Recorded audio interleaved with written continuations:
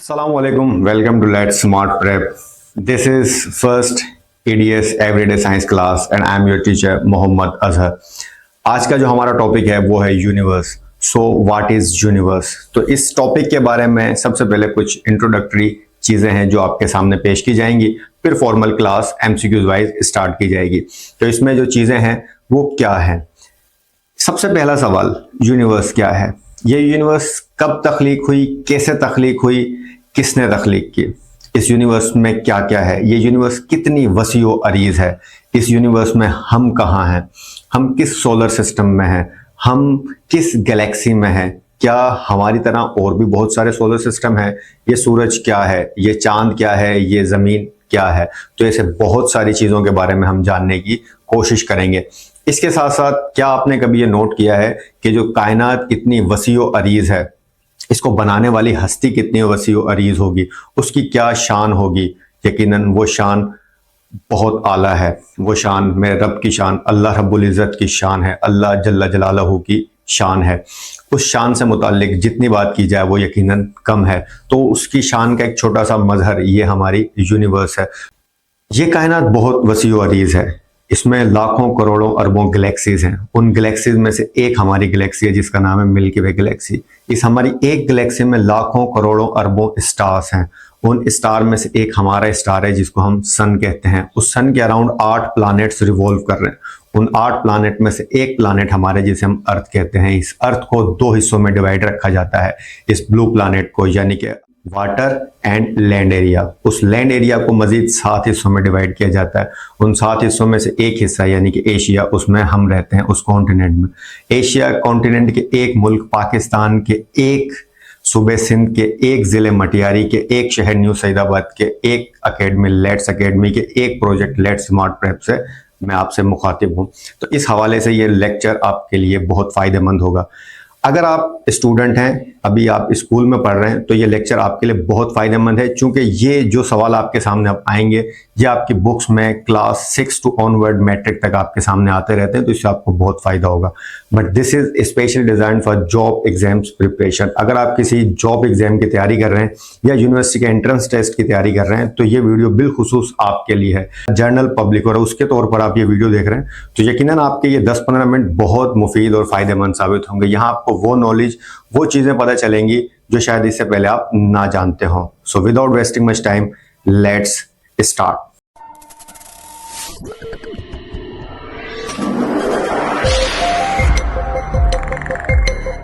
So, welcome to Let's Smart Prep, powered by Let's Academy New Sydney, and this is MCQs part.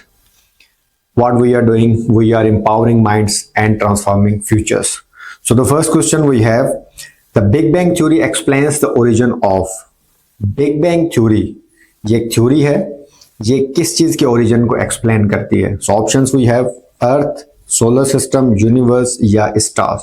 यानी कि इस सवाल का मतलब है जो बिग बैंग थ्योरी है वो किस चीज के शुरुआत के बारे में हमें बताती है. And the right answer is universe.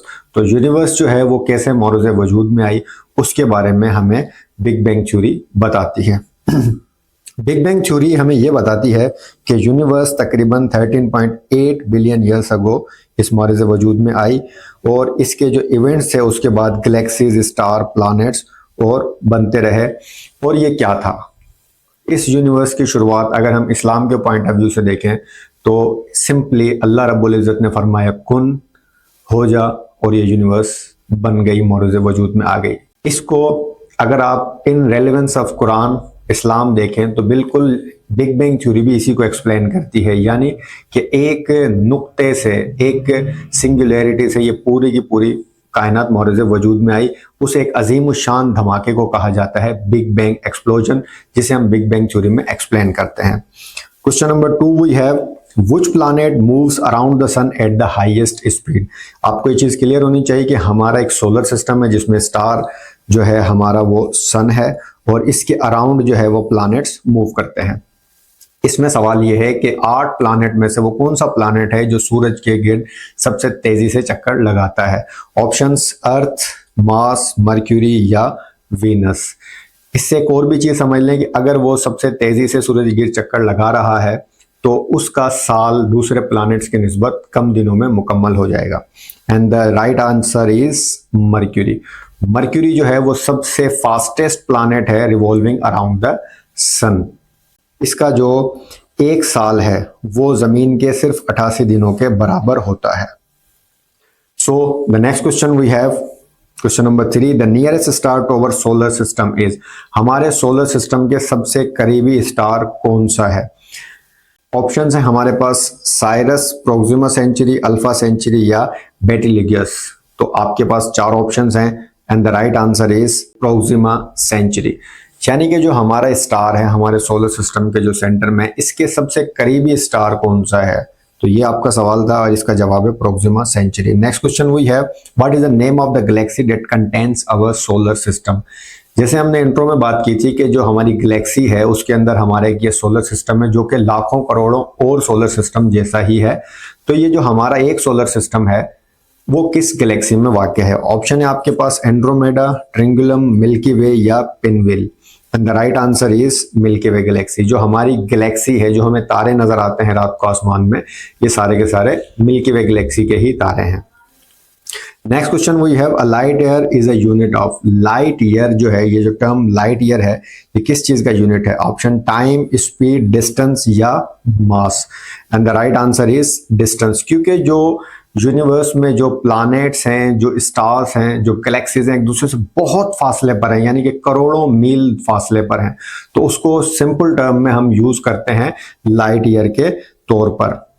और इसमें मजीद मैं आपको बता दूं कि जो लाइट ईयर है वो 9.4 ट्रिलियन किलोमीटर के फासले को कहते हैं। लाइट ईयर का आप इस्तेमाल कर रहे हैं, इसका मतलब आप 9.46 ट्रिलियन किलोमीटर की बात कर रहे हैं।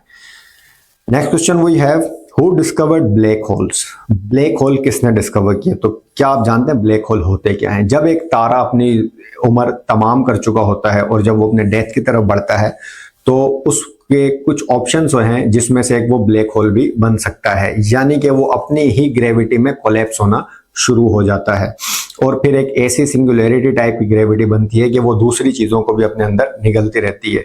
ये नेचुरल फेनोमेना आमतौर पर भी मौजूद होते हैं। लाजमी नहीं कि हर स्टार के मरने के बाद ही वो ब्लैक होल में कन्वर्ट हो या हर ब्लैक होल एक स्टार के मरने से ही मौरूज़ वजूद में आया हो। सवाल ये है कि ब्लैक होल को सबसे पहले किसने डिस्कवर किया? Option John Michell, Albert Einstein, Isaac Newton या Stephen Hawking. And the right answer is John Michell. Question number 7 हुई है, which planet is known as the morning star और इवनिंग स्टार। कौन सा प्लैनेट है जिसे मॉर्निंग या इवनिंग स्टार कहते हैं? सवाल पूछा जा रहा है प्लैनेट कौन सा है और आपसे पूछा जा रहा है कि मॉर्निंग स्टार या इवनिंग स्टार हम किस प्लैनेट को कहते हैं। तो प्लैनेट आपको पता है हमारे पास मार्स है, जुपिटर है, वीनस है और मर्क्यूरी है। And the right answer is Venus. Venus यानी कुतुब शुमाली, जो जब भी आप शुमाल में देखेंगे तो आपको एक तारा नजर आएगा और वो तारा जो है वो हमारा वीनस प्लैनेट है। उसके बाद सवाल है, the largest moon in the entire solar system is. ये जो हमारा पूरा का पूरा सोलर सिस्टम है, इसमें हर प्लैनेट के साथ मुख्तलिफ नेचुरल सैटेलाइट हैं, एक या एक से ज्यादा। तो जैसे हमारे नेचुरल सैटेलाइट है उसका नाम मून है, तो इसी तरह दूसरे प्लैनेट के साथ भी नेचुरल सैटेलाइट हैं। तो उन नेचुरल सैटेलाइट्स में से यानी कि उन मून्स में से सबसे बड़ा मून कौन सा है? ऑप्शंस, टाइटन जो कि सैटर्न का एक मून है, लू जो कि जुपिटर का है, गैनीमेड जो कि जुपिटर का ही है और मून जो हमारी अर्थ की natural satellite. And the right answer is Ganymede or Ganymede जो कि जुपिटर का एक मून है। Next question we have, what force prevent a star from collapsing under its own gravity.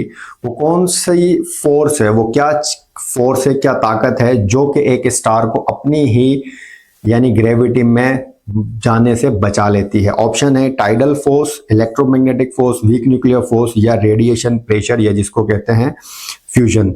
And the right answer we have is radiation pressure या जिसको fusion, और जिसका opposite हम करते हैं फिजन प्रोसेस और जिसे एटम बम हम बनाते हैं। Next question we have, the study of the universe include its origin and evolution is called।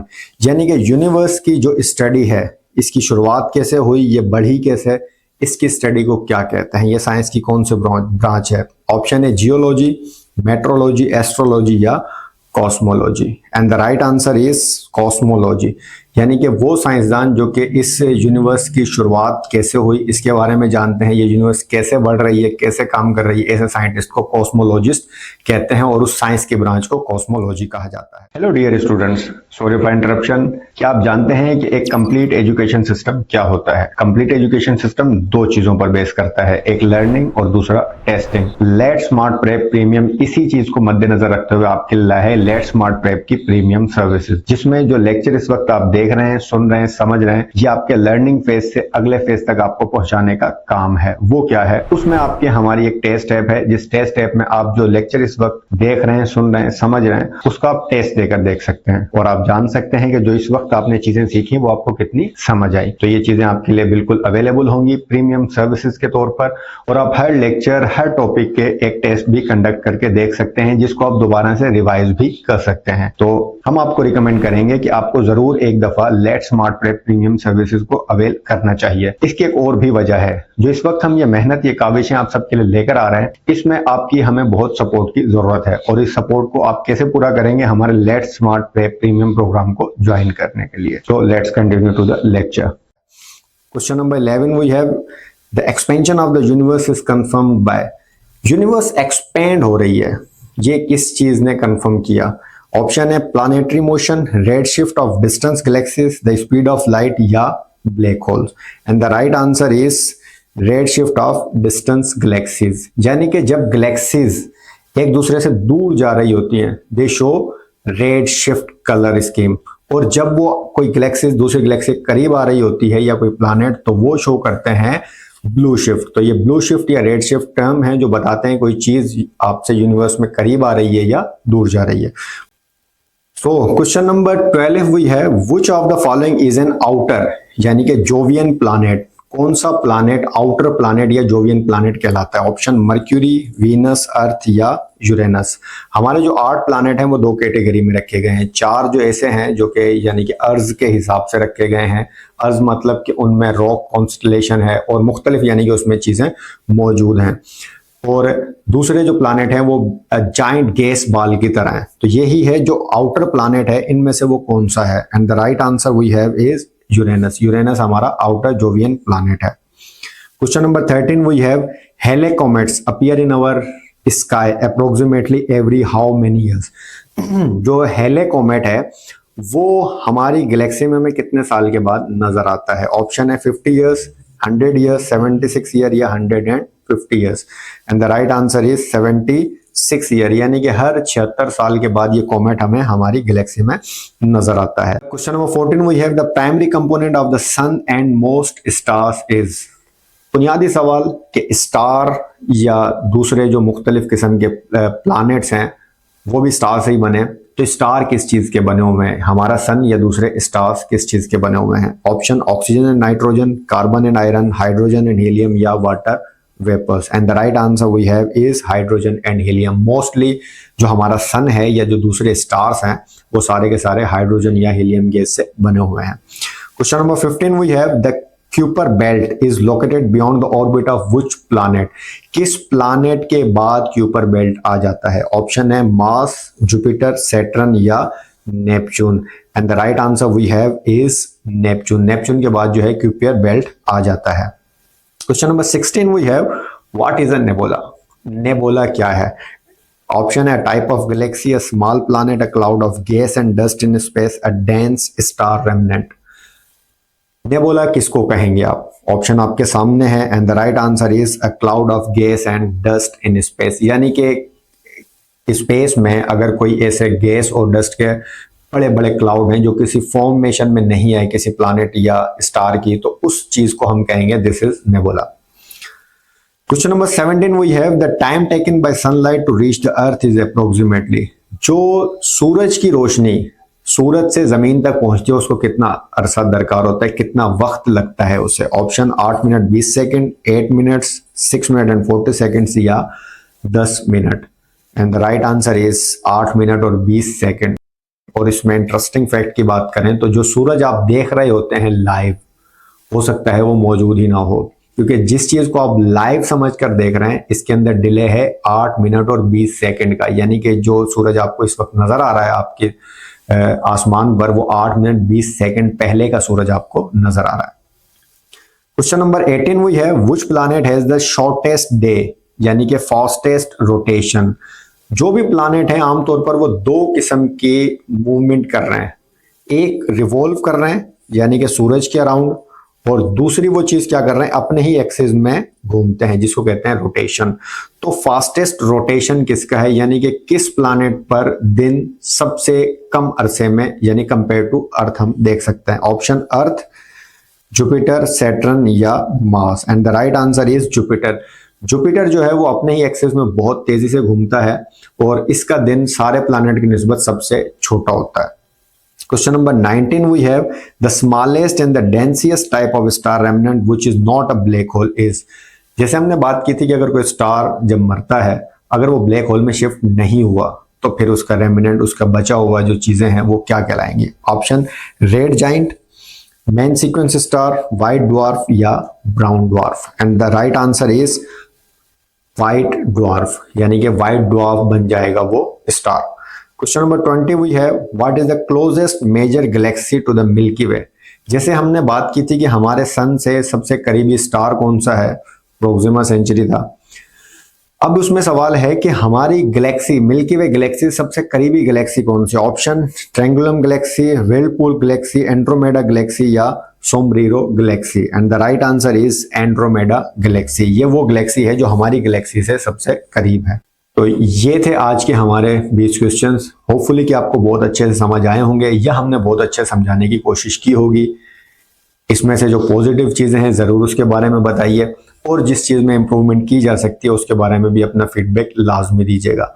इस कोशिश को सराहते हुए इस चैनल को लाइक करें, शेयर करें, सब्सक्राइब करें और इस फ्री एजुकेशन के एक एनवायरनमेंट को इंशाल्लाह पूरे पाकिस्तान तक पहुंचाएं। Thanks for watching this video. अस्सलाम वालेकुम व रहमतुल्लाह।